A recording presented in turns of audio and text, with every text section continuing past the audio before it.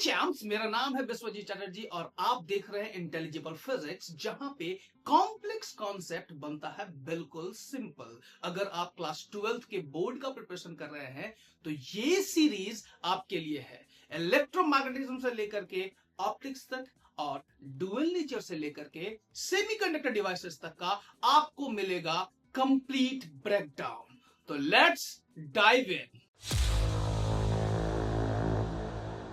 Wave optics एक बहुत ही important topic है। इस टॉपिक में हम लोग कवर करेंगे कंप्लीट डेरिवेशंस, डेफिनेशंस और वो इंपॉर्टेंट न्यूमेरिकल्स, वो कॉन्सेप्ट्स जिससे आपको बोर्ड में किसी भी तरह का दिक्कत नहीं आएगा। आप बहुत आराम से आप मैक्सिमम मार्क्स सिक्योर कर सकते हैं।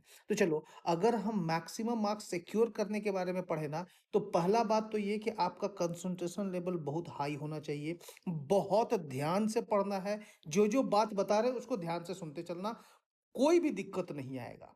तो अगर हम ऑप्टिक्स के बारे में बात करें तो बेसिकली आपको पता है कि हम लोग लाइट के बारे में बात करेंगे। वेव ऑप्टिक्स है मतलब कि लाइट का एक स्पेशल पार्ट है ये, जहां पे लाइट वेव के जैसा कैसे काम करता है उसके बारे में पढ़ेंगे। तो इसका अगर हम शुरुआत के बारे में बात करें ना, कि नेचर ऑफ लाइट सबसे पहले कहाँ से आया, कौन दिया, तो सबसे पहले अगर लाइट के बारे में बात किया गया था, न्यूटन ने बात किया था। और वो जो थ्योरी था उसका नाम था कॉर्पस्क्यूलर थ्योरी ऑफ लाइट। न्यूटन सबसे पहले दिए और इस चीज को गलत प्रूव किया गया था हाइजेंस और यंग्स के द्वारा, क्योंकि उन्होंने लाइट का वेव थ्योरी दिया। वेव थ्योरी से रिफ्लेक्शन को प्रूव किया, रिफ्रैक्शन को प्रूव किया, फिर से इंटरफेरेंस आया, डिफ्रैक्शन आया, इतना सारा टॉपिक आया। तो हमारा ये प्रूव हो गया कि लाइट हमारा क्या है, वेव है। वहां से हमारा इस चैप्टर का शुरुआत होता है, जहां से लाइट को हम लोगों ने ये कहा कि लाइट एक वेव है। और लाइट का वेव थ्योरी के बारे में हम लोग डिटेल में इस चैप्टर में पढ़ने वाले हैं। ठीक है, तो वेव थ्योरी ऑफ लाइट का बात आया। फिर से बात आएगा electromagnetic nature of light waves, मतलब लाइट वेव में इलेक्ट्रोमैग्नेटिक नेचर्स भी होता है। उसके बाद Planck's quantum theory of light आया। ये सब के बारे में तो हम लोग को, ये तो नेचर ऑफ लाइट का जो हमारा चार अलग अलग पार्ट है जिसके बारे में हम लोग बात किए हैं, ठीक ना। कि प्लैंक क्वांटम थ्योरी भी है लाइट का, जहाँ पे हम लोग आगे जा करके ये भी देखते हैं कि लाइट का डुअल नेचर होता है। Electromagnetic nature of light waves है, जिसमें इलेक्ट्रिक वेव और मैग्नेटिक वेव मिल करके हमारा लाइट वेव बनाते हैं। वो थ्योरी के बारे में हम लोग बाद में बात करेंगे। फिलहाल इस टॉपिक में हम लोग सिर्फ और सिर्फ वेव थ्योरी ऑफ लाइट के बारे में बात करने वाले हैं। तो चलो आगे बढ़ते हैं। आगे बढ़ेंगे तो सबसे पहले हम लोग बात करेंगे लाइट में वेव फ्रंट के बारे में। वेव ऑप्टिक्स है तो वेव फ्रंट क्या होता है। तो वेव फ्रंट का अगर हम बात करें ना, तो जहां भी लाइट का सोर्स होगा वहां पे वाइब्रेशंस होगा, वहां से वेव क्रिएट होगा। ठीक है ना। तो वहां से वेव क्रिएट होगा तो वेव का शेप डिपेंड करेगा लाइट का सोर्स किस तरह का है। ठीक है ना। लाइट का जैसा सोर्स रहेगा, अगर पॉइंट सोर्स है जैसे कि यहां पे दिख रहा है, पॉइंट सोर्स है, तो आपका वेव फ्रंट स्फेरिकल हो जाएगा। मतलब कि यहाँ पे पॉइंट अगर वाइब्रेट करेगा तो पहला आपका बनाएगा स्फेरिकल, फिर दूसरा भी बनाएगा स्फेरिकल, फिर आगे स्फेरिकल से हमारा ये दूर जाता रहेगा, इसका इंटेंसिटी घटता रहेगा। सोर्स कैसा होना चाहिए, अगर पॉइंट सोर्स है तो हमारा वेव फ्रंट स्फेरिकल होगा। ये ध्यान में रखना है, इसके बारे में आगे भी बात करेंगे हम लोग। वेव फ्रंट है क्या, एक बार पढ़ लेते हैं। इसका डेफिनेशन भी बहुत इंपॉर्टेंट है। It is defined as the continuous locus of all such particles of the medium which are vibrating in the same phase। सारा ही अगर पार्टिकल्स, जो भी आपका सोर्स का पार्टिकल्स है, जहां भी हमारा लाइट है वहां पे लाइट में हमारा बहुत छोटे छोटे पार्टिकल्स होंगे। वो पार्टिकल्स का जो वाइब्रेशन होगा, अगर वो सेम फेज में वाइब्रेट कर रहा है, ठीक ना, किसी भी इंस्टेंट पे, उसके कारण जो है ना एक continuous locus, continuous points of such particles होगा। बहुत सारे छोटे छोटे पॉइंट्स होंगे। ये सारा वाइब्रेट करके हमारा शेप कैसा बना रहा है, स्फेरिकल। कैसा शेप बना रहा है, स्फेरिकल। पॉइंट सोर्स पे स्फेरिकल बनेगा। लाइन सोर्स की बात करेंगे तो सिलेंड्रिकल बनेगा। ये दिख रहा है यहाँ पे। लाइन सोर्स का बात करेंगे तो क्या बन जाएगा हमारा, सिलेंड्रिकल। ये सारा चीज पे बहुत ध्यान देना है। ठीक है, तो डेफिनेशन ऑफ वेव फ्रंट देख लिए, और अलग अलग तरह का वेव फ्रंट के बारे में बात करेंगे। तो स्फेरिकल वेव फ्रंट के केस में अगर हम बात करें, कितने तरह का वेव फ्रंट होता है, तो स्फेरिकल वेव फ्रंट होता है, सिलिंड्रिकल वेव फ्रंट होता है, प्लेन वेव फ्रंट होता है। तो स्फेरिकल वेव फ्रंट का सोर्स क्या है, पॉइंट सोर्स। बात किया अभी हम लोग, पॉइंट सोर्स से स्फेरिकल वेव फ्रंट बनता है, ये पहला। दूसरा हो गया हमारा cylindrical wave front. Line source अगर है, मान लीजिए कि कोई एक लाइन है, जो कि लाइट है। देखो यहाँ से इस लाइन से अगर हमारा लाइट निकलेगा तो किधर निकलेगा, एक सिलिंड्रिकल शेप में निकलेगा। तो लाइट का जो सोर्स हो गया मतलब कि वो लाइन है, और जो वेव फ्रंट है वो हमारा सिलिंड्रिकल है। तो लाइन सोर्स के कारण कैसा वेव फ्रंट होगा, सिलिंड्रिकल वेव फ्रंट होगा। उसी तरह से अगर हमारा प्लेन सोर्स है, अगर ये हमारा सोर्स क्या है, प्लेन है, सोर्स प्लेन है, तो अगर हमारा वेव फ्रंट भी क्या हो जाएगा, प्लेन हो जाएगा। सोर्स प्लेन होने पे वेव फ्रंट प्लेन। देखो प्लेन सोर्स तो वेव फ्रंट क्या हो गया, प्लेन। ये तीन चीज आपको ध्यान में रखना है। एक नंबर का ये क्वेश्चन पूछा जा सकता है कि अगर हमारा सोर्स पॉइंट है तो वेव फ्रंट का शेप कैसा होगा, तो आप स्फेरिकल लिख दीजिए। या फिर ये पूछ सकता है कि अगर हमारा वेव फ्रंट का शेप सिलिंड्रिकल है तो सोर्स क्या होगा, तो सीधा सीधी लाइन। तो वाइस वर्सा क्वेश्चंस भी पूछा जा सकता है। तो ये पार्ट कवर कर लिए, हम लोग आगे बढ़ते हैं। आगे अगर हम बात करेंगे तो यहाँ पे प्लेन वेव फ्रंट का बात कर रहे हैं। तो ये प्लेन वेव फ्रंट से या कोई भी वेव फ्रंट हो, वेव फ्रंट से जो रे ऑफ लाइट होता है वो हमेशा परपेंडिकुलर होगा, ये ध्यान में रखना। रे ऑफ जो वेव फ्रंट है, ये हमारा वेव फ्रंट है, ये वेव फ्रंट है, ये वेव फ्रंट है, और रे ऑफ लाइट इसके परपेंडिकुलर है, रे ऑफ लाइट इसके परपेंडिकुलर है, रे ऑफ लाइट इसके परपेंडिकुलर है। ठीक है, क्लियर है। ठीक इसी प्रकार से अगर हम बात करें ना, स्फेरिकल वेव फ्रंट, ये हमारा स्फेरिकल है, ये स्फेरिकल है, ये स्फेरिकल, ये स्फेरिकल। तो यहाँ पे हमारा जो रे ऑफ लाइट है, ये देख रहे हो, इस कुछ इस तरह से होगा, ये कुछ इस प्रकार से होगा। यहाँ पे भी परपेंडिकुलर रे आपको दिखने को मिलेगा। ये कन्वर्जिंग हम लोग वेव फ्रंट के बारे में बात कर रहे हैं। ये spherical converging spherical wave front है, और ये हमारा डाइवर्जिंग, मतलब कि यहाँ पे वेव फ्रंट अंदर की तरफ आ रहा है। वेव फ्रंट यहाँ अंदर की तरफ आ रहा है, इसलिए रे को हम अंदर की तरफ बनाए हैं। देख रहे हो ना, रे किधर है, अंदर की तरफ है। और यहां पे वेव फ्रंट बाहर की तरफ जा रहा है। अगर वेव फ्रंट बाहर की तरफ इस तरह से जाए तो इसका मतलब पहले यहां फिर यहां फिर यहां फिर यहां, तो बाहर की तरफ जा रहा है, तो डाइवर्जिंग स्फेरिकल वेव फ्रंट।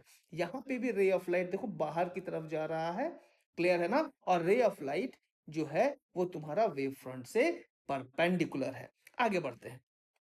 अब बात करेंगे हाइजेंस प्रिंसिपल के बारे में, बहुत ज्यादा इंपॉर्टेंट है।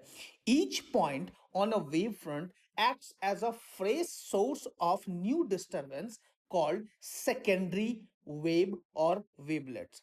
जैसे कि कहीं भी अगर हम बात कर रहे हैं, इस जगह के बारे में बात किए हैं, तो यहाँ पे छोटा छोटा वाइब्रेशंस होगा, पॉइंट्स होगा, और यहां से हमारा क्या होगा, एक नया सोर्स क्रिएट होगा, ये नया सोर्स क्रिएट हुआ, और इसके कारण फिर एक नया सोर्स क्रिएट होगा। मतलब कि ये पहला सोर्स दूसरा को जन्म देगा, दूसरा तीसरा को जन्म देगा, तीसरा चौथा को जन्म देगा। ठीक है, इसी तरह से ये सिलसिला आगे बढ़ता रहता है। यहां पे भी वही बात बोला गया, each point on a wave front acts as a fresh source of new disturbance called secondary wave और वेवलेट्स।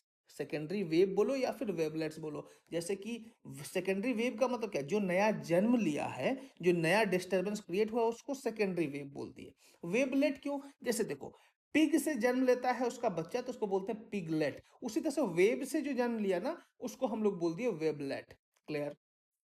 आगे बात करेंगे तो the secondary wavelets spread out in all directions with the speed of light in the given medium.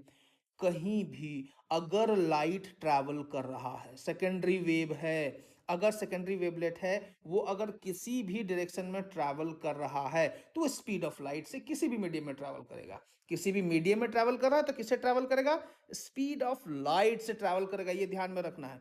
बस बहुत आसान सा चीज है। आपको पहला चीज ये ध्यान में रखना है कि हर एक पॉइंट जो वेव फ्रंट है वो fresh source of new disturbance है।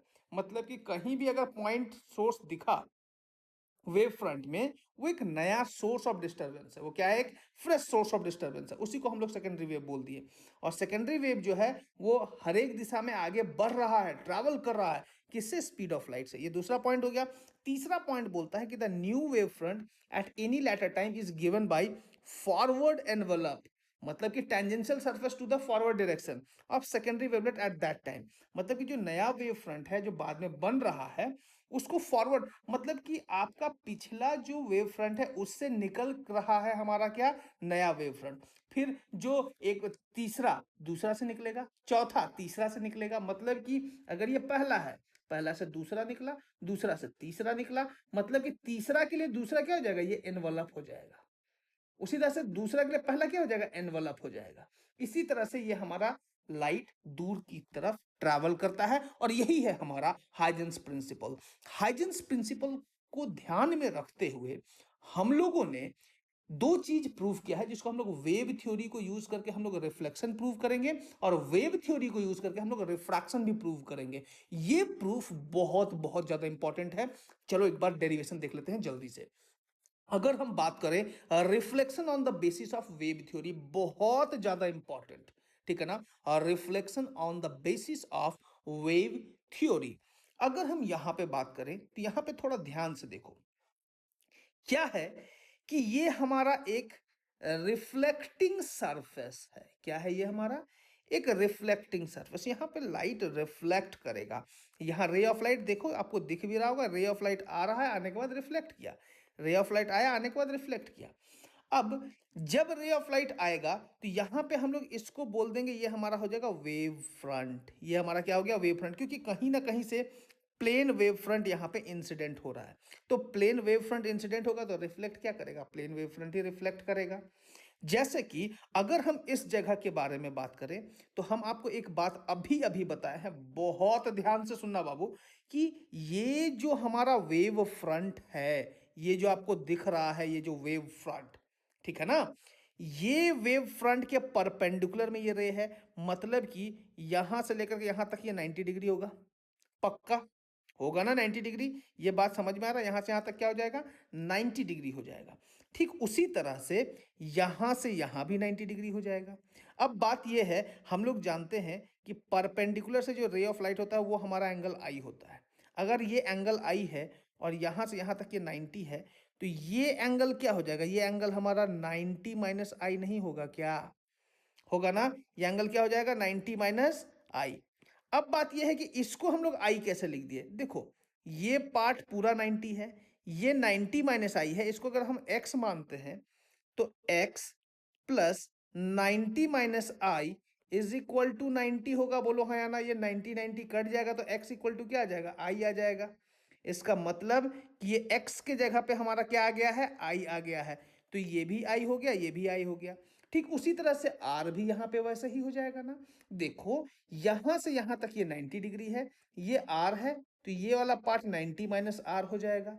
ठीक है, ये 90 माइनस आर हुआ, तो यहां से लेकर के ये 90 डिग्री है, ये वाला पार्ट 90 डिग्री है ना। अगर ये पार्ट 90 डिग्री है और ये एंगल हमारा क्या है, 90 माइनस आर, तो इसको अगर आप सॉल्व करोगे तो क्या हो जाएगा, 90 is equal to R plus 90 minus ये एक्स मान लेते हैं यहाँ पे, तो R plus sorry 90 minus R plus X is equal to 90। यहां भी 90 90 कट जाएगा तो x इक्वल टू क्या आ गया, r आ गया। मतलब ये x इक्वल टू क्या आ गया, r आ गया। तो ये r और ये r क्या हो गया, सेम हो गया। उम्मीद करते हैं यहाँ पे जो ज्योमेट्रिकल पार्ट था वो समझ में आ गया। इसीलिए इस वेव फ्रंट को हम लोग इंसिडेंट वेव फ्रंट बोल दिए और इस वेव फ्रंट को हम लोग रिफ्लेक्टेड वेव फ्रंट बोल दिए। तो ये आई हो गया और ये आर हो गया। कैसे आई हुआ, कैसे आर हुआ, उम्मीद करते हैं समझ में आ गया। ए बी हमारा जो है वो क्या है, वेव फ्रंट है। सी डी भी वेव फ्रंट है। ए बी हमारा इंसिडेंट वेव फ्रंट है, सी डी हमारा रिफ्लेक्टेड वेव फ्रंट है। अब इसको आगे हम लोग डिटेल में देखेंगे।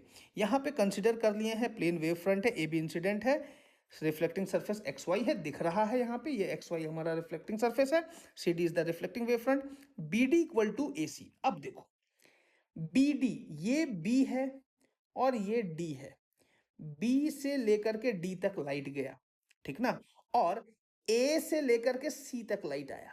मतलब कि एक वेव फ्रंट से दूसरे वेव फ्रंट तक, मतलब कि इंसिडेंट से लेकर के रिफ्लेक्टेड तक लाइट जाने में हमेशा समय तो सेम लगेगा और वही स्पीड के साथ जाएगा, क्योंकि मीडियम तो बदल नहीं रहा है।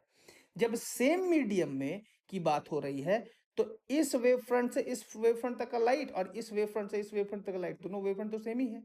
इंसिडेंट से रिफ्लेक्टेड तक का जाने का डिस्टेंस हमेशा सेम रहेगा, इसीलिए उस डिस्टेंस को हम लोग c into T, speed of light into time कर दिए हैं। तो बी डी मतलब कि b से d तक और a से c तक क्या हो जाएगा हमारा, सी टी। क्लियर है। The tangent plane C D drawn from the point C, मतलब कि सी से जो ड्रॉ किया गया over the hemisphere of the radius C T will be the new reflecting wave front. ये हमारा न्यू रिफ्लेक्टिंग वेव फ्रंट होगा। ठीक है ना। इसके बारे में हम लोग आगे भी बात करेंगे, ये हम लोग डिस्कस कर भी लिए हैं बेसिकली। और आगे बढ़ते हैं, लेट द एंगल्स। अब बेसिकली हम लोग रिफ्लेक्शन प्रूव कर रहे हैं, तो हमको angle I equal to angle R prove करना है, मतलब ये एंगल और ये एंगल आपस में बराबर है, ये हमको प्रूव कर देना है। वेव फ्रंट का एंगल इक्वल है, ये हमको प्रूव करना है, ठीक है ना। तो थोड़ा आगे बढ़ेंगे तो यहाँ पे लिखेंगे let angles of the incidence and reflection be I and R. I और आर है एंगल ऑफ इंसिडेंट, और एंगल ऑफ रिफ्लेक्शन क्या है, आई और आर है, यहाँ पे भी आई है, यहाँ पे आर है। तो in triangle A B C और D C B, A B C, A B C, ये ट्रायंगल दिख रहा है, ठीक है, दिखा, इसको ध्यान से देखना, ए बी सी, ठीक है ना। और D C B, D C B, ये ट्रायंगल भी ध्यान से देखो, कोई दिक्कत है क्या इस ट्रायंगल में? दो ट्रायंगल दिख गया, तो इसको हम लोग कॉन्ग्रुएंट प्रूव करते हैं, ठीक है ना। पहला एंगल बी ए सी, देखो तो एंगल बी ए सी ये एंगल, और C D B, C D B ये एंगल, ये दोनों ही एंगल हमारा 90 डिग्री है, दोनों एंगल क्या हमारा 90 डिग्री है। BC इक्वल टू BC, दोनों ही ट्रायंगल में BC साइड तो कॉमन था, तो यहाँ पे कॉमन साइड लिख दिए। और AC इक्वल टू BD, अभी अभी बात किए कि A से लेकर से C तक और B से लेकर के D तक कुछ और नहीं, इक्वल टू CT हो जाएगा, नहीं हो जाएगा क्या? तो यहाँ पे हम लोग मेंशन कर ही देते हैं ना, ये वाला पार्ट हो जाएगा equal to C into T, कोई दिक्कत तो नहीं। उम्मीद करते हैं ये पार्ट क्लियर हो गया होगा। ये हमारा C इंटू टी हो गया। अब क्या है कि RHS कॉन्ग्रुएंस कंडीशन से हमारा तीनों कंडीशन जो इक्वल हुआ है, इसका मतलब कि ट्रायंगल ABC और ट्रायंगल DCB हमारा कॉन्ग्रुएंट प्रूव हो गया है। जब ये हमारा कॉन्ग्रुएंट प्रूव हो गया है, तो एंगल ABC मतलब कि ये एंगल ABC और एंगल DCB एंगल DCB मतलब एंगल R, ये एंगल और ये एंगल हमारा इक्वल होगा, क्यों? By CPCT।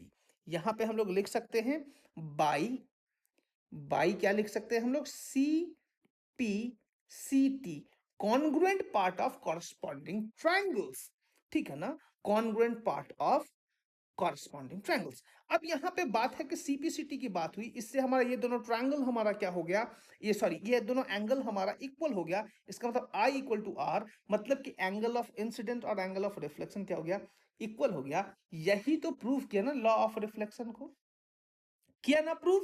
उम्मीद करते हैं आपको ये पार्ट अच्छे से समझ में आ गया। थोड़ा और आगे बढ़ते हैं, क्योंकि अभी तो सिलसिला शुरू हुआ है, अभी तो जंग जीतना बाकी है बाबू। अभी आगे बढ़ेंगे। अब यहाँ पे नेक्स्ट टॉपिक है हमारा reflection on the basis of wave theory, refraction.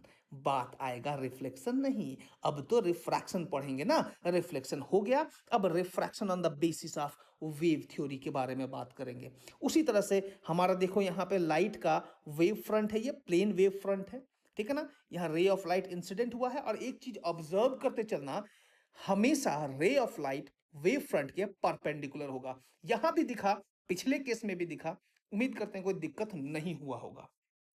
ठीक उसी तरह से ये हमारा प्लेन वेव फ्रंट, ये भी हमारा प्लेन वेव फ्रंट।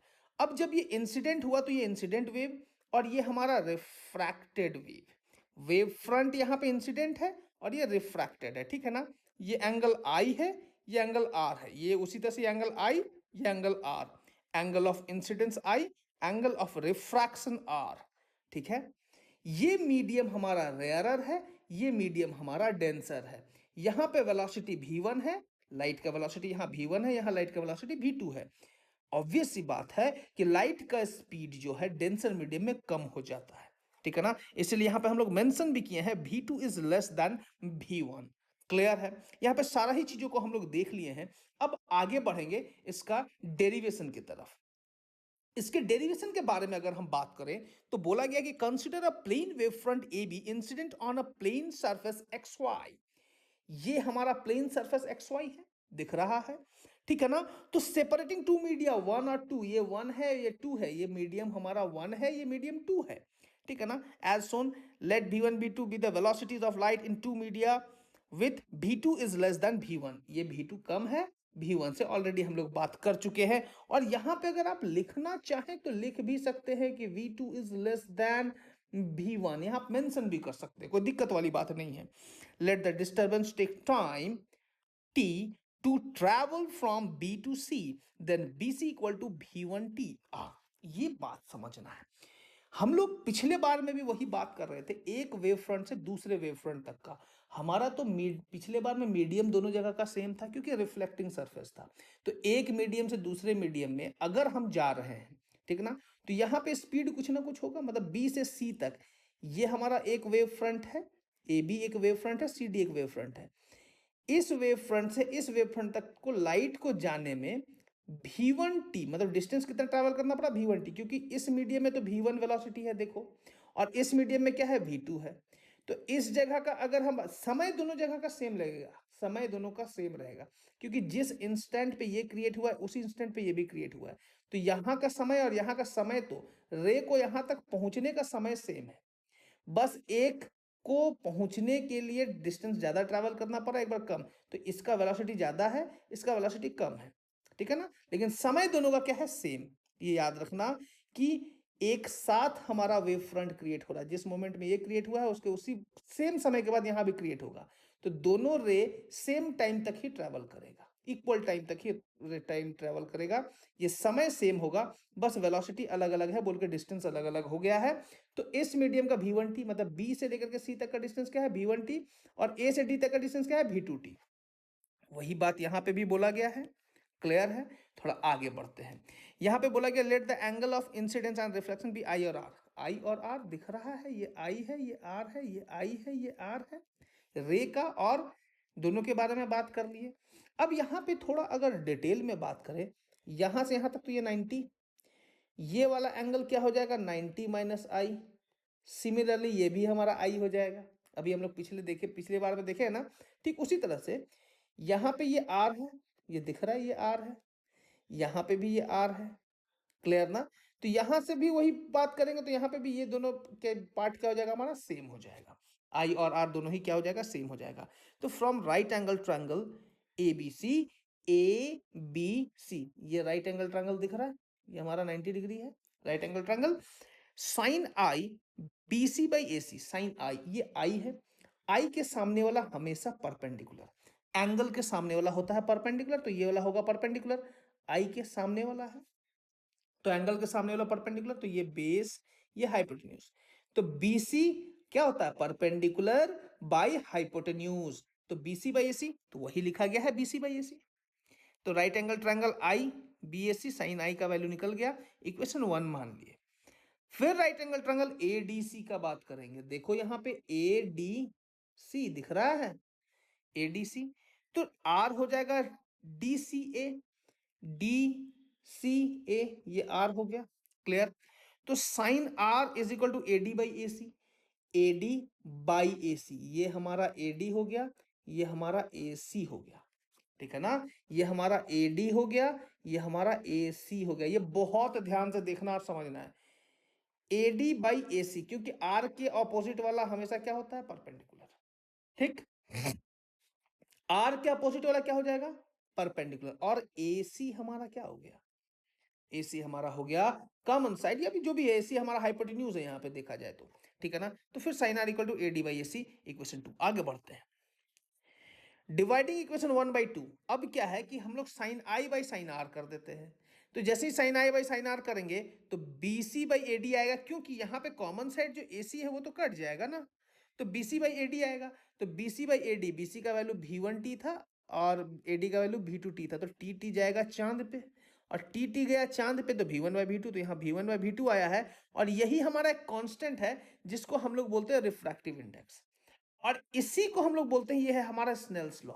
तो स्नेल्स लॉ हमारा प्रूव हो गया, इसका मतलब कि हमारा जो है वो refraction on the basis of wave theory prove कर दिए हम लोग, और ये सारा डेरिवेशन कैसे लिखना है, डायग्राम कैसे बनाना है, क्लियरली हम यहाँ पे मेंशन किए हुए हैं। उम्मीद करते हैं आपको अच्छे से समझ में आएगा, 2 डेरिवेशन कंप्लीट हो गया है। अब हम लोग आगे नेक्स्ट टॉपिक की ओर आगे बढ़ेंगे, चलिए एक बार देख लेते हैं हमारा नेक्स्ट टॉपिक क्या है।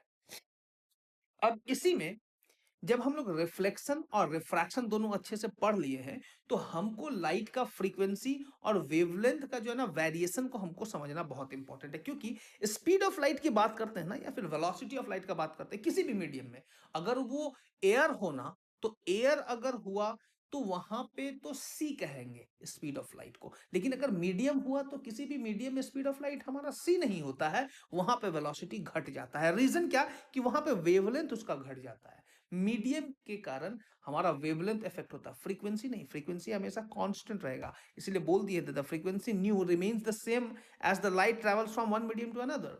अगर लाइट एक मीडियम से दूसरे मीडियम में भी जाए ना, तो फ्रीक्वेंसी नहीं बदलेगा, बदलेगा तो क्या, वेवलेंथ। ठीक है ना। तो इसीलिए mu two by mu one करते हैं तो V one by V two होगा। तो न्यू और lambda one, nu by lambda two, मतलब न्यू न्यू फिर चांद पे चला जाएगा। क्यों, क्योंकि मीडियम बदलने से फ्रीक्वेंसी नहीं बदलता है, फ्रीक्वेंसी तो हमारा क्या है, सेम रहेगा, कांस्टेंट रहेगा। इसलिए यहां भी सेम है, यहां सेम, तो दोनों कट गया, तो lambda one by lambda to. तो एक और रिलेशन आ गया कि हमारा जो रिफ्रैक्टिव इंडेक्स है डायरेक्टली प्रोपोर्शनल टू वेवलेंथ है। ये और रिलेशन समझ में आ गया। ये रिलेशन से क्वेश्चन पूछा जा सकता है कि if we increase the wavelength of light, what will be the effect on its refractive index. और ये भी पूछा जाता है if we increase the refractive index of medium, what will happen to the wavelength of light, तो wavelength of light will also increase.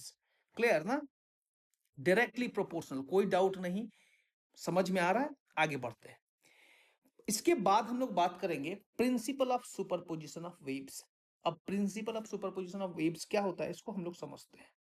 Basically क्या है ना, कि हमारे पास बहुत सारा वेव है। मान लो कि हमारे पास ये एक वेव है, इसके बाद एक और वेव है।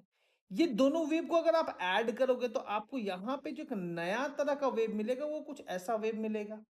ठीक है ना, मतलब इसका डिस्प्लेसमेंट y1 है, इसका डिस्प्लेसमेंट y2 है, दोनों को ऐड करने पे y इक्वल टू क्या आ गया, y1 प्लस y2 आ गया। ठीक है ना, ये हमको मिला। ठीक उसी तरह से यहां पे भी वही है, मतलब कि जब number of waves travelling through a medium, बहुत सारा वेव एक साथ किसी मीडियम में ट्रैवल कर रहा है, और वो सारा वेव सुपर इंपोज किया, मतलब आपस में मिल गया और एक नया वेव बनाया।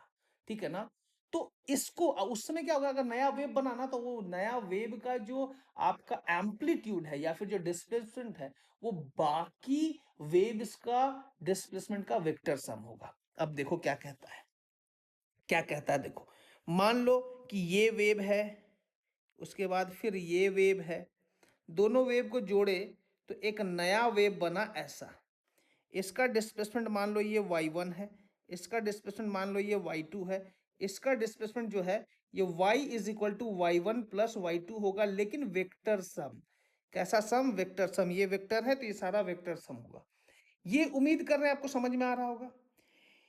ये दो वेव के मिलने की वजह से एक नया वेव बना, दो वेव के मिलने की वजह से नया वेव बना। तो दो वेव है तो तीन भी हो सकता है, चार भी हो सकता है, पांच भी हो सकता है, बहुत सारा वेव हो सकता है। इसीलिए यहां बोला गया when a number of waves travelling through a medium superpose on each other. ठीक है ना, दोनों में मिल जाता है, सुपरपोज करता है।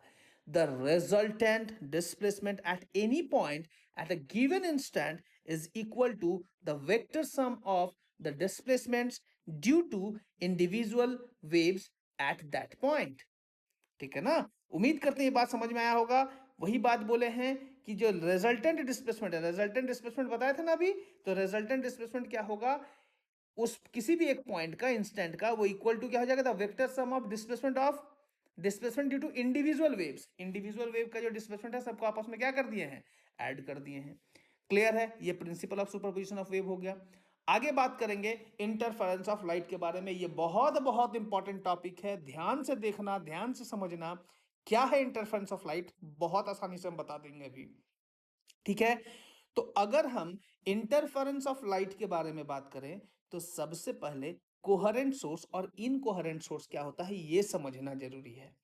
अगर हम कोहेरेंट सोर्सेस या फिर इनकोहेरेंट सोर्सेस के बारे में बात करें ना, तो सबसे पहले कोहेरेंट सोर्स को समझते हैं। दो ऐसा सोर्स जिसका फ्रीक्वेंसी, वेवलेंथ सब सेम हो, लेकिन वेव का जो है ना, दोनों वेव के बीच में कांस्टेंट फेज डिफरेंस हो या फिर जीरो फेज डिफरेंस हो।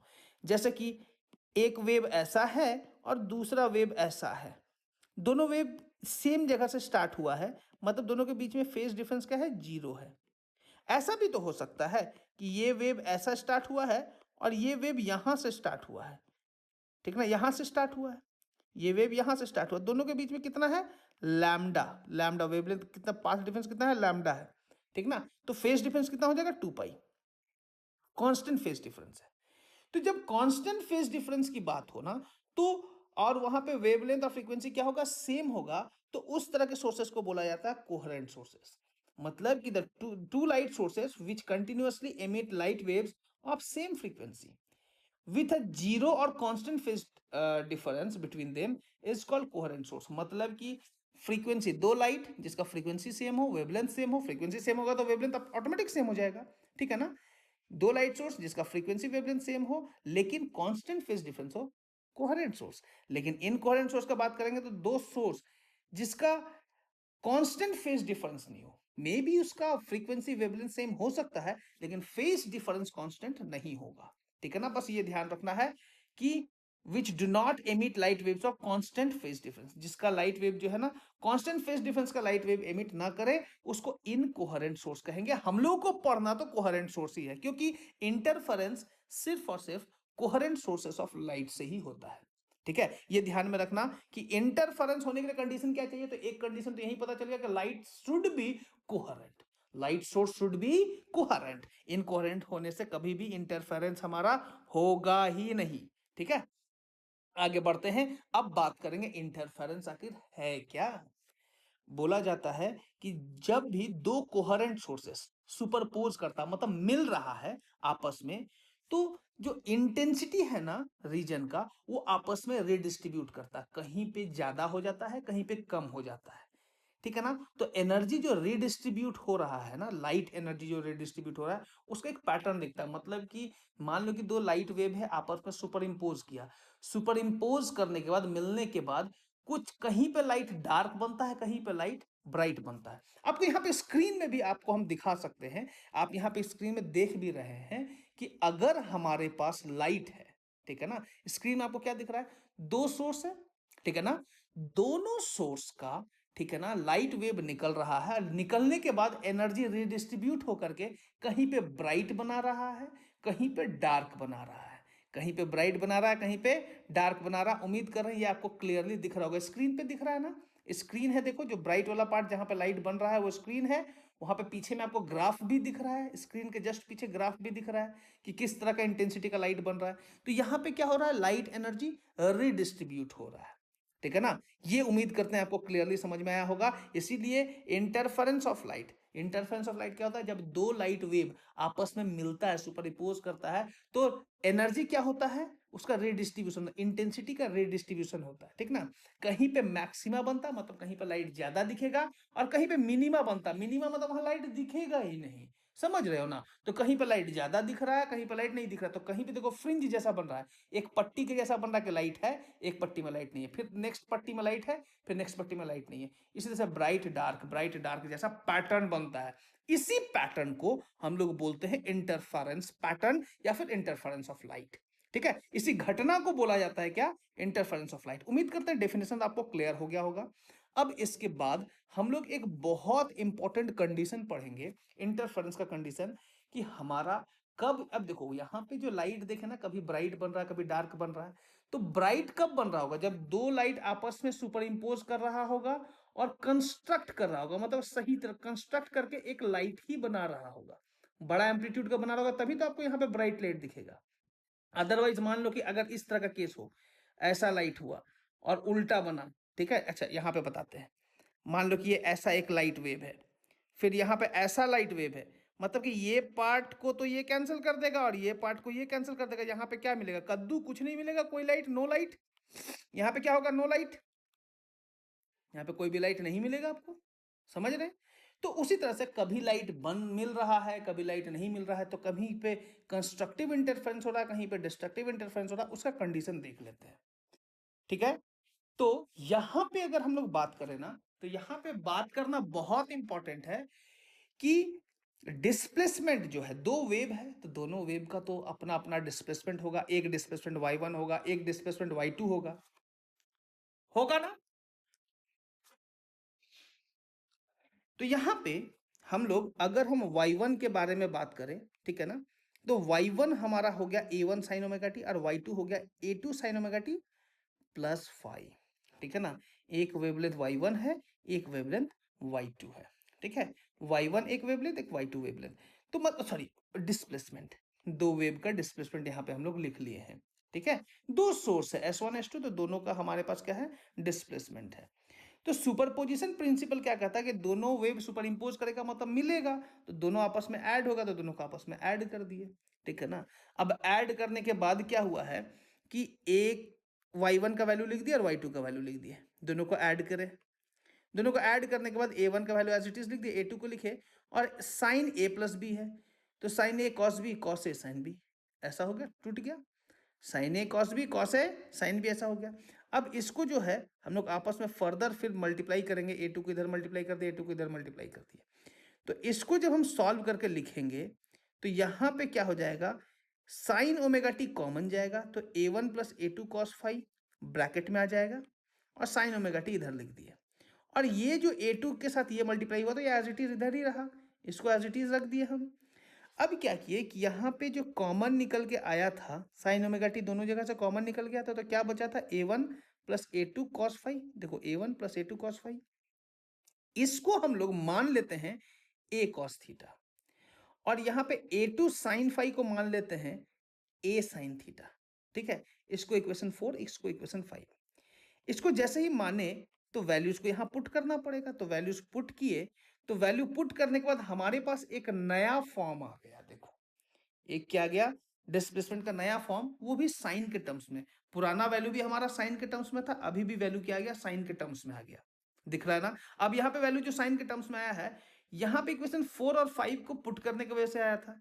तो यहाँ पे ये a का वैल्यू क्या होगा, ये थीटा का वैल्यू क्या होगा, ये सब तो हम लोग निकाल सकते हैं ना।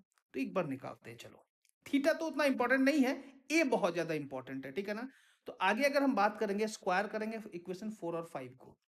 देखो इक्वेशन 4 को, इसको और इसको स्क्वायर करो, इसको और इसको स्क्वायर करो, और दोनों को ऐड कर दो, स्क्वायर और ऐड करना है, squaring adding equation 4 and 5, squaring adding equation 4 and 5। तो देखो राइट हैंड साइड को इधर हम ऐड करके लिखे हैं, तो इधर भी स्क्वायर करके ऐड करके लिखे हैं। देखो इधर स्क्वायर किए, ये इसके इक्वल था, ये इसके इक्वल था, तो दोनों को स्क्वायर करके ऐड कर दिए। ऐड करने के बाद ए को कॉमन लेंगे, तो यहाँ cos square theta plus sine square theta 1 हो जाएगा, ये ए स्क्वायर आ गया।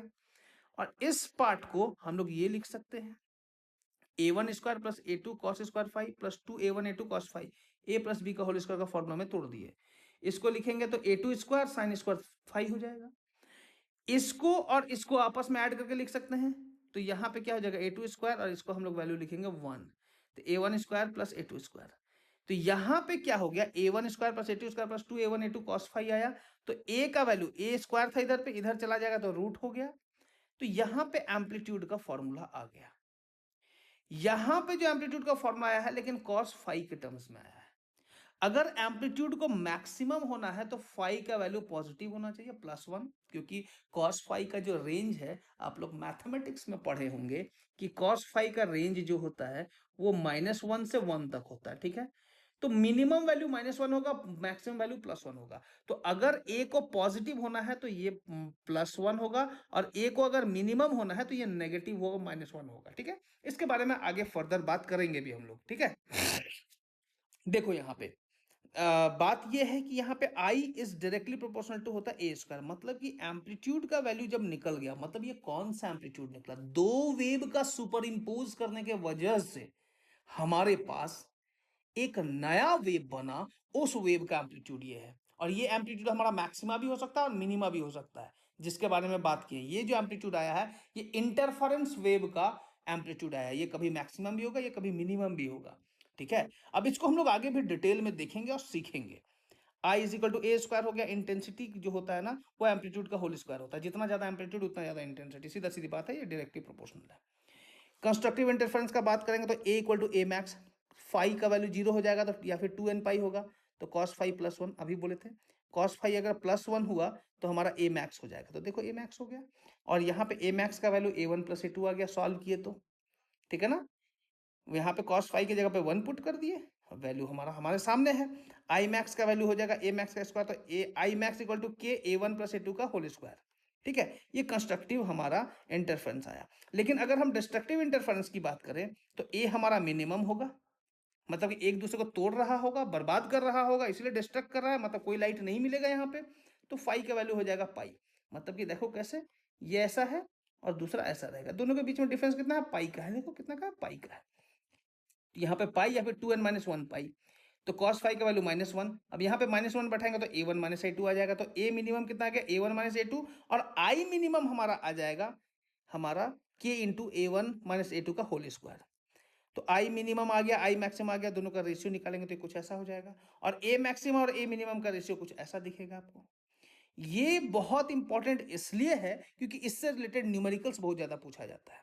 सिर्फ इतना ही नहीं, अगर हम इंटेंसिटी के बारे में बात करें ना, तो इंटेंसिटी 1 या फिर इंटेंसिटी 2 की बात करें तो ये इज इक्वल टू हमारा आ जाएगा a1 बाई a2 का क्या, होल स्क्वायर।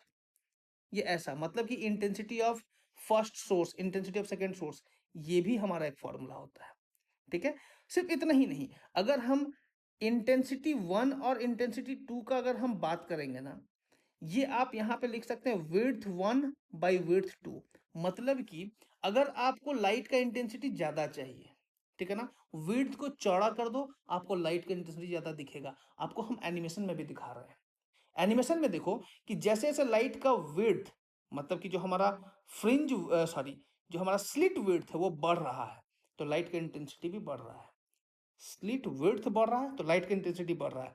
इसीलिए हमारा क्या है, I1 बाई I2, या फिर I1 is directly proportional to width. ठीक है ना, ये क्लियर है।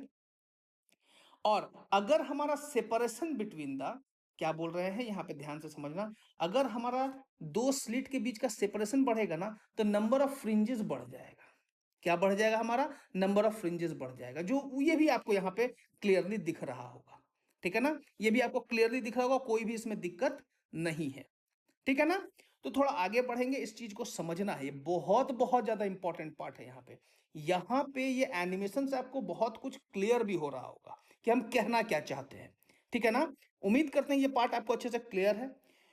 यहाँ पे क्लियर है ना कि हम क्या बोले कि अगर आपका विड्थ, मतलब कि स्लिट विड्थ ज्यादा होगा तो इंटेंसिटी ज्यादा होगा, और स्लिट विड्थ कम होगा तो इंटेंसिटी भी कम होगा। ठीक है, लेकिन अगर डिस्टेंस बिटवीन, मतलब कि दो स्लिट है, इस तरह से दो स्लिट है, ये डिस्टेंस को अगर हम बढ़ा देना, दो स्लिट के बीच का डिस्टेंस को बढ़ा दे, तो नंबर ऑफ वेव्स जो है, मतलब नंबर ऑफ फ्रिंजेस जो है, जो नंबर ऑफ डिस्ट्रीब्यूशन जो है वो इंक्रीज कर जाएगा, ज्यादा फ्रिंजेस आपको दिखेंगे। स्क्रीन पे दिख भी रहा है आपको। ठीक है, क्लियर। तो थोड़ा चलो आगे बढ़ते हैं। अब यहाँ पे थ्योरी ऑफ इंटरफेरेंस फ्रिंजेस है, उसके बारे में भी हम लोग बात किया, और इतना तो हम डिटेल में, बाकी एनिमेशंस तो आपको इतना सारा दिखा दिए कि कोई दिक्कत नहीं होगा। यहाँ पे दो सोर्सेस है, आपको दिख रहा होगा, ये सोर्स 1 है, सोर्स 2 है। ठीक है ना, ये सोर्स 1, ये सोर्स 2, यहाँ पे P है, यहाँ से यहाँ तक जाएगा लाइट, यहाँ से यहाँ तक जाएगा, तो दोनों के बीच में हमारा क्या होगा, पाथ डिफरेंस भी होगा। तो पाथ डिफरेंस की बात करेंगे तो S2P - S1P, S2P - S1P path difference. तो right angle triangle S2PB, S2PB ये हमारा राइट एंगल ट्रायंगल होगा, बोलो हाँ या ना। ये राइट एंगल ट्रायंगल पे S2P D square plus Y plus D का होल स्क्वायर, ये वाला पार्ट हो जाएगा वाई प्लस डी का होल स्क्वायर।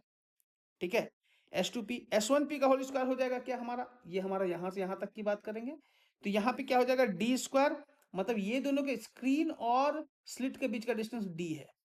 तो यहाँ पे बाई कंस्ट्रक्शन आप देखो, S2P स्क्वायर और S1P स्क्वायर का वैल्यू हम लोग लिख लिए हैं पाइथागोरस थ्योरम से। आगे बढ़ते हैं, आगे बढ़ेंगे तो S2P square minus S1P square को माइनस कर देंगे, क्वेश्चन 2 और 3 को आपस में सब्ट्रैक्ट कर देते हैं, और सब्ट्रैक्ट करने के बाद हमारा कुछ ऐसा दिखेगा, यहाँ पे D और D जाएगा चांद पे, इसका स्क्वायर को तोड़ के लिखेंगे तो ये हमारा 2YD आ जाएगा, बाकी सब कैंसिल हो जाएगा। S2P और S1P बहुत आसपास है, मतलब कि इनके बीच का जो डिफरेंस है ना, एक लाइट के वेवलेंथ के आसपास का डिफरेंस है, मतलब कि डिफरेंस बहुत नेग्लिजिबल है। मतलब कि कह सकते हैं कि ये जो लाइट तुमको यहाँ पे दिख रही है, बेसिकली यहाँ पे नहीं है, ये एकदम यहाँ पे है, बहुत छोटा सा डिफरेंस है। तो इस कारण से S1P और S2P के बीच का डिफरेंस बहुत कम होने की वजह से हम ऐसा कह सकते हैं कि दोनों क्या है कि बहुत नजदीक है। तो ये दोनों का S1P बोलो या फिर S2P बोलो, दोनों का जो डिस्टेंस है वो d के बराबर ही हो जाएगा। किसके बराबर हो जाएगा, d के। p जो है बहुत क्लोज है o का, ये p जो है o के बहुत क्लोज है, ओ के बहुत क्लोज होने के कारण हमारा S1P और S2P क्या हो गया, डी के बराबर हो गया। तो जब ये डी के बराबर हो गया तो ये भी डी तो 2D हो जाएगा। तो 2D में ये 2 गया चांद पे और ये डी इधर आ गया, तो पाथ डिफरेंस हमारा YD/D आ गया। इसको इक्वेशन 4 मान लिए। आगे बढ़ते हैं। अब क्या है, अगर हमको ब्राइट फ्रिंज बनाना है तो ब्राइट फ्रिंज बनाने के लिए पाथ डिफरेंस क्या है, 0 होना चाहिए या फिर लैम्डा या फिर n लैम्डा, ठीक है ना। तो पाथ डिफरेंस देखो, यहाँ पे ये वेव, यहाँ पे ये वेव, ये दोनों आपस में सुपर इम्पोज करेगा, ये इसको बढ़ाएगा तो यहाँ पे ओवरऑल बढ़ के मिलेगा, ये इसको घटाएगा, ये भी इसको घटाएगा तो ये ओवरऑल घट के मिलेगा हमको।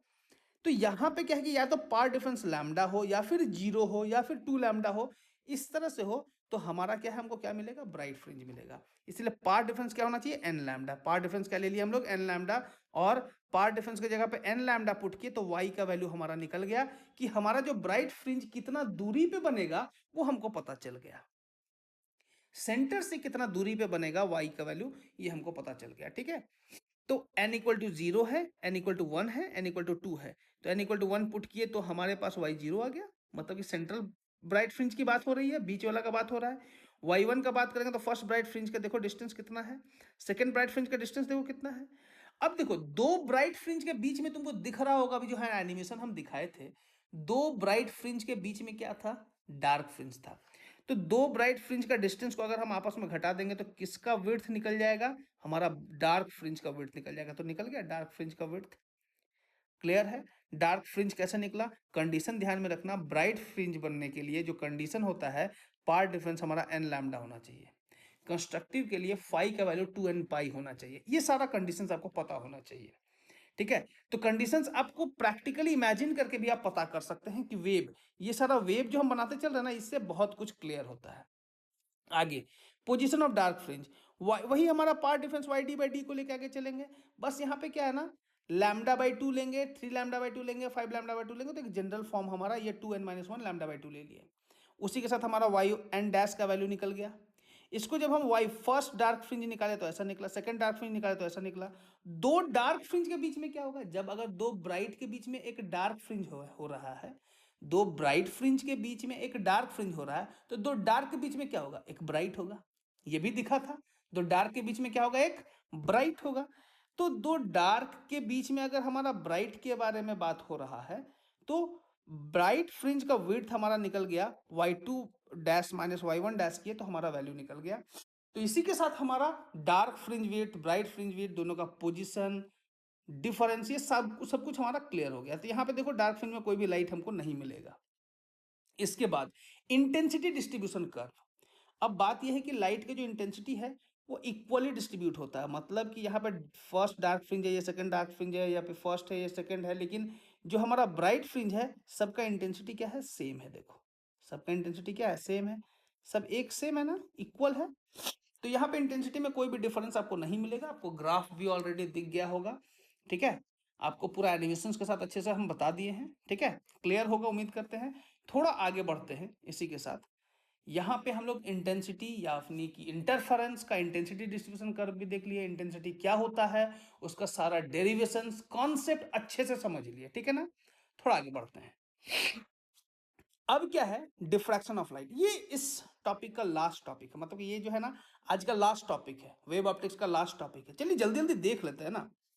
The phenomena of bending of light around the corners of small obstacles or apertures and its consequent spreading into the regions of geometrical shadow is called diffraction of light.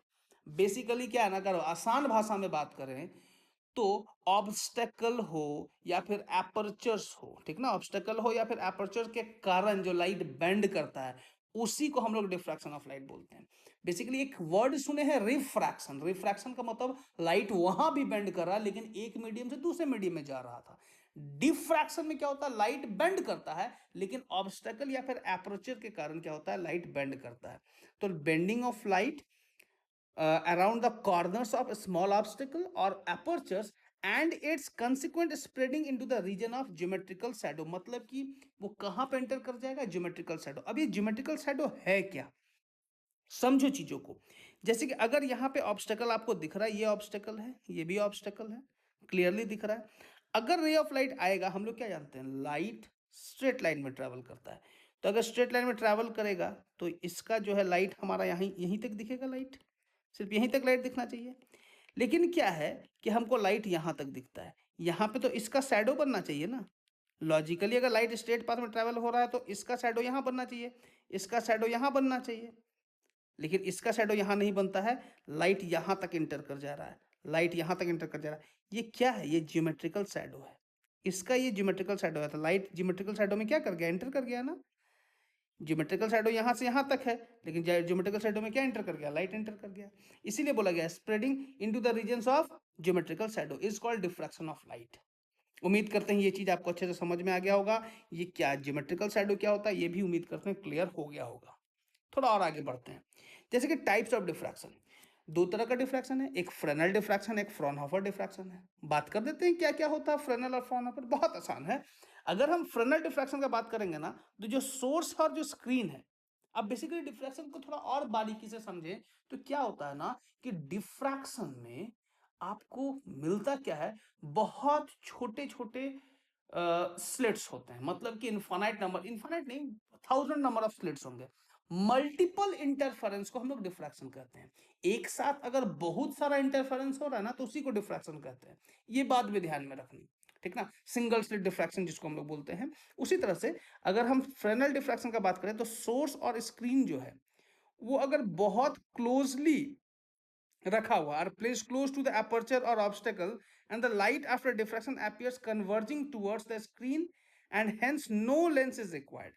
मतलब कि बिना किसी लेंस का use किए हम लोग अगर diffraction pattern को ऑब्जर्व कर पा रहे हैं, ठीक है, यानी कि आपका स्क्रीन और सोर्स के बीच का जो डिस्टेंस है बहुत कम है, तो उस तरह के डिफ्रैक्शन को हम लोग फ्रेनल डिफ्रैक्शन कहते हैं। फ्रेनल डिफ्रैक्शन का एक सेटअप होता है, ठीक है ना। ठीक उसी तरह से एक होता है फ्रॉनहोफर डिफ्रैक्शन, इसका भी एक अपना सेटअप होता है जहां पे सोर्स और स्क्रीन जो है बहुत दूर डिस्टेंस पे रखा हो रहता है, जहां पे हमको पैटर्न, डिफ्रैक्शन पैटर्न ऑब्जर्व करने के लिए लेंस का यूज करना पड़ता है, विच इज कॉन्वेक्स लेंस।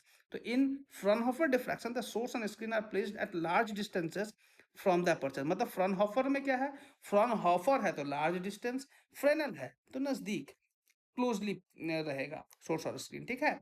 और एक में लेंस का यूज नहीं करते हैं, एक में लेंस का यूज करना पड़ता है पैटर्न को ऑब्जर्व करने के लिए। तो दो तरह का डिफ्रैक्शन भी सीख लिए। आगे बात करेंगे डिफ्रैक्शन एट सिंगल स्लिट के बारे में, ठीक है ना। अब जब डिफ्रैक्शन एट सिंगल स्लिट की बात हो रही है तो यहां पे क्या है कि पाथ डिफरेंस का बात होगा, ठीक है। लाइट जब जाएगा इंटरफेयर करेगा, मल्टीपल बोले ना, यहाँ पे बहुत सारा मल्टीपल इंटरफेरेंस होगा। ये जो छोटा छोटा डॉट देख रहे हो ना, ये अपने आप में एक स्लिट है, ये स्लिट है, ये स्लिट है। तो बहुत सारा स्लिट आपस में इंटरफेयर करेगा तो एक क्या बोलते हैं, नया लाइट वेव बनाएगा। कभी लाइट बड़ा ब्राइट बनाएगा, कभी डार्क बनाएगा। मान लो कि यहाँ सारा स्लिट है, यहाँ से यहाँ तक स्लिट है, ये सारा यहाँ पे ब्राइट बनाया, ये भी ब्राइट बनाया, तो ओवरऑल ब्राइट बनेगा। ये ब्राइट बनाया, डार्क बनाया, तो मतलब कि ये जो है वेव आपस में इंटरफेयर करेगा, तो कब ब्राइट बनेगा कब डार्क बनेगा वो डिपेंड करेगा, ठीक है ना। तो यहाँ पे पाथ डिफरेंस जो है वो हमारा क्या है, ए साइन थीटा, ठीक है। अब कैसे, ये यहाँ पे गया, ये यहाँ पे गया, तो यहाँ से यहाँ तक का जो डिस्टेंस है, यहाँ पे हम परपेंडिकुलर ड्रॉ किए, तो ये डिस्टेंस और ये डिस्टेंस हमारा सेम है, ये हमारा एक्स्ट्रा डिस्टेंस है, और इसी को हम लोग बोल दिए क्या, ए साइन थीटा। मतलब एन क्यू वाला डिस्टेंस जो हो जाएगा क्या हो जाएगा, ए साइन थीटा। देखो NP minus LP, NP minus LP, ठीक है। तो यहाँ पे एक्स्ट्रा डिस्टेंस क्या हमारा, यही है एन क्यू। तो N Q is equal to हो जाएगा ए साइन थीटा। क्या हो जाएगा ये हमारा, ए साइन थीटा।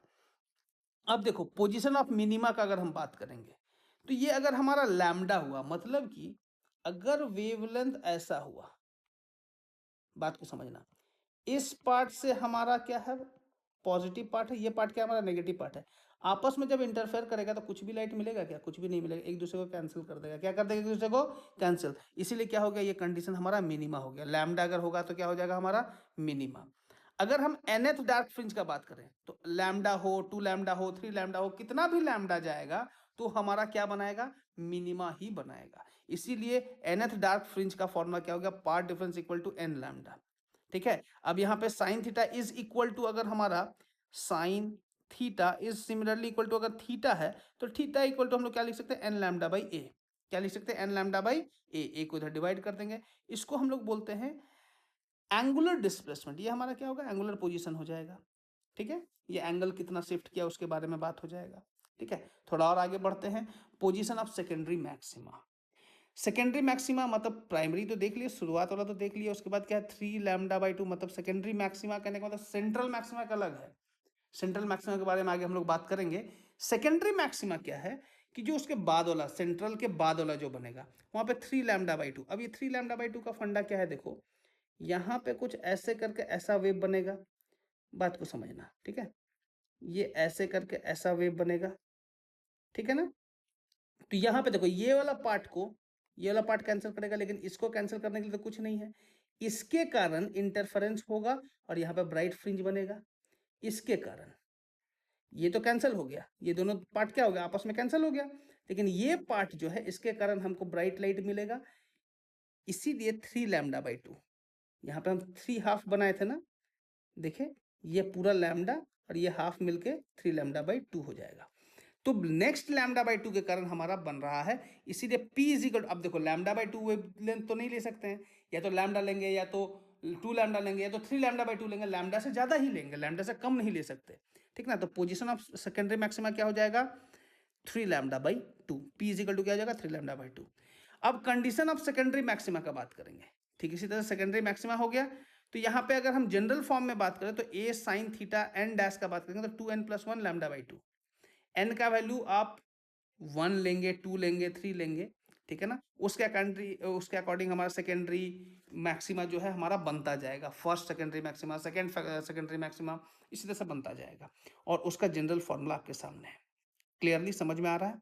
ठीक है ना, तो थोड़ा और आगे बढ़ते हैं। तो इंटेंसिटी डिस्ट्रीब्यूशन कर्व जो होगा कि सेंट्रल मैक्सिमा हमेशा मैक्सिमम होगा। ठीक है, उसके बाद उसका सेकेंडरी मैक्सिमा क्या होगा, डिक्रीज करता जाएगा। तो इंटेंसिटी क्या हो रहा है, डिक्रीज करता जा रहा है। तो इंटेंसिटी डिस्ट्रीब्यूशन कर्व किसका है, ये डिफ्रैक्शन का है, ये ध्यान रखना। ठीक है, ये किसका है, हमारा डिफ्रैक्शन का है, बहुत इंपॉर्टेंट है ये। तो इंटेंसिटी डिस्ट्रीब्यूशन का हम लोग इंटरफेरेंस का भी देखा, डिफ्रैक्शन का भी देख लिए। इसके बाद हम लोग linear width of central maxima.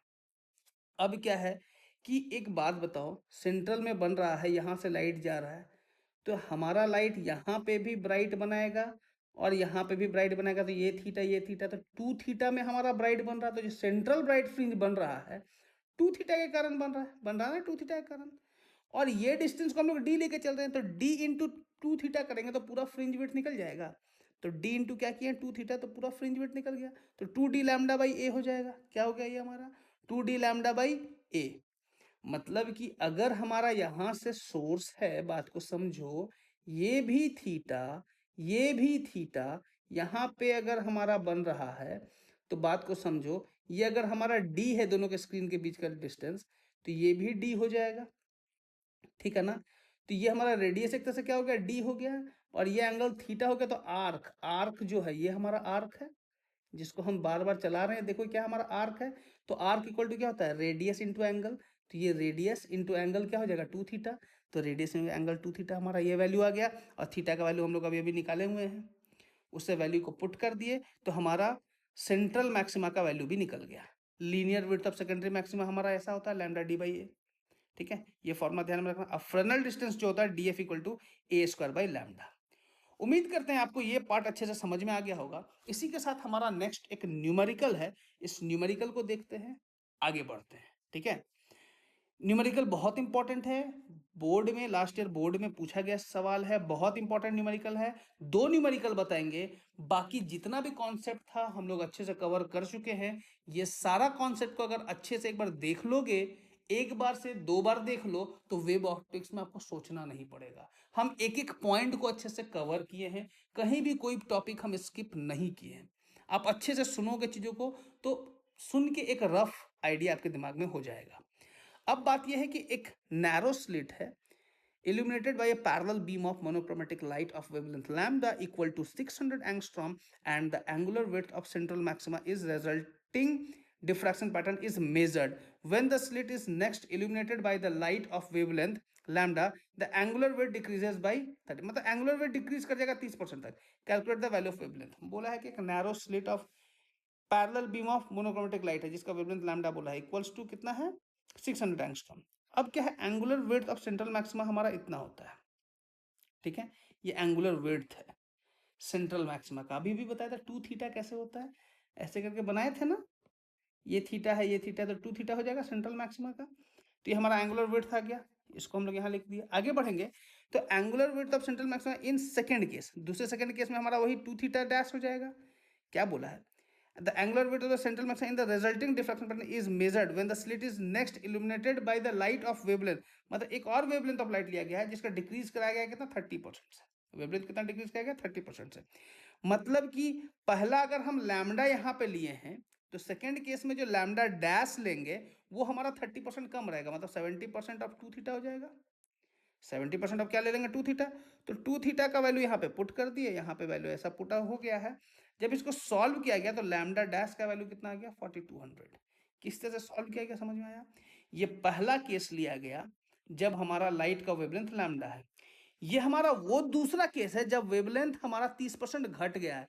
30% अगर वेवलेंथ घट जाएगा, या फिर क्या बोला है यहाँ पे कि एंगुलर विड्थ घट गया है 30%, एंगुलर विड्थ घटा है। तो यहाँ पे एंगुलर विड्थ क्या हो गया है, ये जो एंगुलर विड्थ है ये 30% घट गया है। तो इसका जो है ये किसका 30% घट गया, इसका 30% घटा है। तो इसका 30% अगर घटेगा तो 70% बचेगा। तो 2 थीटा कितना हो जाएगा 70% ऑफ दिस पार्ट। तो इसको सॉल्व किया गया, लैम्डा डैश का वैल्यू निकाल लिया गया, तो वेवलेंथ हमारा कैलकुलेट हो गया। ये बहुत इंपॉर्टेंट क्वेश्चन था, इस तरह का सवाल आ सकता है, आप प्रैक्टिस करो एकदम बनेगा। ठीक है, next, if one of the two identical slit producing interference Young slit experiment, मतलब ये इंटरफेरेंस का क्वेश्चन है, covered with glass so that the light intensity passing through it. मतलब कि बोला है कि one of the two identical slit जो है producing interference Young experiment is covered with glass so that the light intensity passing through it is reduced to 50%। मतलब कि light intensity को 50% तक घटा दिए। Find the ratio of maxima to minima intensity of the fringe in the interference pattern. अब देखो, एक slit जो है वो हमारा I1 है और एक I2 है। I2 हमारा मान लो कि 50% घट गया है I1 का, ठीक है ना। तो I1 बाई 2 क्या ना कितना हो जाएगा, देखो तो 2 हो जाएगा। I1 बाई 2 2 हो जाएगा। जब I1 बाई I2 2 होगा तो I1 by I2 A1 square by A2 square, ये फॉर्मूला भी हम लोग देखे हैं, याद होगा आपको, A1 square by A2 square. यहाँ से I1 A1 A2 का रेशियो निकल जाएगा √2, ठीक है ना। जब A1 A2 का रेशियो √2 आ जाएगा तो हमारे पास I maxima by I minima का फॉर्मूला है, A1 √2 है तो A2 1 है, ठीक है ना। A1 √2 है तो A2 क्या हो जाएगा 1 हो जाएगा। तो A2 की जगह पे 1 पुट किए, A2 की जगह पे 1 पुट किए, इसको सॉल्व किए, सॉल्व करने के बाद ये वैल्यू आया है, देखो ये वैल्यू आएगा। क्लियर ना। अब ये वैल्यू कैसे आएगा इसको आपको समझना होगा, ठीक है। यहाँ पे हम क्या किए हैं, इस जगह पे हम मल्टीप्लाई किए हैं, किससे पता है, इससे √2 + 1 का होल स्क्वायर डिवाइड बाई √2 - 1 का होल स्क्वायर से हम इसको मल्टीप्लाई किए हैं दोनों तरफ। √2 + 1 और √2 + 1 का होल स्क्वायर से मल्टीप्लाई, तो ये पावर 4 हो गया है। और इसको जब सॉल्व किया गया तो यहाँ पे ऐसा वैल्यू आ गया है। और इसको जब सॉल्व किया गया तो I max bye I minima हमारा कितना आ गया 34। और उम्मीद करते हैं ये दो न्यूमेरिकल्स के साथ आपका जितना भी टॉपिक हम आपको बताएं वो आपको अच्छे से क्लियर हो गया होगा। अगर आपको ये सारा टॉपिक अच्छे से क्लियर हो गया है, ठीक है, तो आप एक काम कीजिए कि आप इस वीडियो को दोबारा देखिएगा। दोबारा देखने से क्या होगा कि आपका रिवीजन और ज्यादा स्ट्रांग हो जाएगा। ये लास्ट मोमेंट में, ये लगभग में 1 घंटा 5 मिनट या 10 मिनट का वीडियो है। 1 घंटा 10 मिनट में आपका एक चैप्टर कंप्लीट हो रहा है, एक कंप्लीट रिवीजन हो रहा है, दो न्यूमेरिकल्स के साथ, कॉन्सेप्ट्स के साथ, डेरिवेशन के साथ। तो ये बहुत बड़ी बात है। आपको कंप्लीट नोट्स भी मिल जाएगा, ठीक है। आप हमारा व्हाट्सएप ग्रुप जरूर ज्वाइन कीजिए, ठीक है ना। व्हाट्सएप ग्रुप में आपको इसका डिटेल नोट्स, ये जो नोट्स लिखा हुआ आपको मिला ना, ये नोट्स वहां पे मिल जाएगा आपको व्हाट्सएप ग्रुप में, मतलब व्हाट्सएप चैनल है हमारा, ठीक है ना। जो व्हाट्सएप चैनल है इंटेलिजिबल फिजिक्स का, उसको आप जरूर ज्वाइन कर दीजिए, सर्च कीजिएगा तो आपको मिल जाएगा, ठीक है। अदरवाइज उसका लिंक आपको डिस्क्रिप्शन में भी मिल जाएगा। व्हाट्सएप चैनल का लिंक आपको डिस्क्रिप्शन में मिलेगा, वहां से आप हमारा व्हाट्सएप चैनल ज्वाइन कीजिए और वहां से नोट्स को एक्सेस कर दीजिए। Is it clear. तो चलिए आज के लिए इतना ही। Thank you everyone.